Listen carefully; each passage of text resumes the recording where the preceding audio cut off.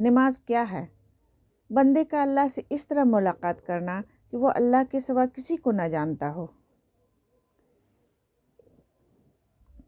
ایک دن امیر المومنین حضرت علی رضی اللہ عنہ رونے لگے۔ لوگوں نے دریافت کیا کہ آپ کیوں رو رہے ہیں؟ آپ نے فرمایا، میں اس لیے رو رہا ہوں کہ 7 دن سے کوئی مہمان میرے گھر نہیں آیا۔ ہم کسی کے لیے ہمیشہ اہم نہیں رہ سکتے سوائے اللہ کی ذات کے۔ اللہ سے الگ نہ ہو، وہی تو ایک سچا دوست ہے۔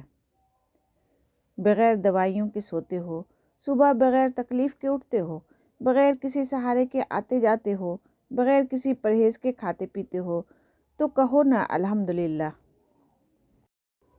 نبی کریم صلی اللہ علیہ وسلم نے ارشاد فرمایا، تم میں سے پوری عقل والا وہ ہے جو اللہ سے سخت خوف والا ہے۔ اے دلوں کو پھیرنے والے رب، میرے دل کو اپنی اطاعت کی طرف پھیر دے۔ شیطان انسان کے اندر اس طرح دوڑتا رہتا ہے جیسے جسم میں خون دوڑتا ہے۔ اگر کسی کو تکلیف دے کر بھی اچھے سے سو لیتے ہو تو اپنے ضمیر کا جنازہ پڑھ لو، کیونکہ وہ وفات پا چکا ہے۔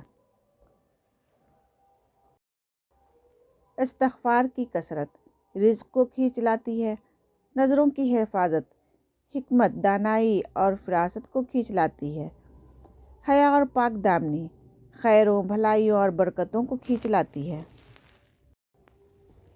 رسول اللہ صلی اللہ علیہ وسلم نے ارشاد فرمایا، بے شک اللہ تعالیٰ اپنے بندوں کو بیماری میں مبتلا فرماتا رہتا ہے یہاں تک کہ اس کا ہر گناہ مٹا دیتا ہے۔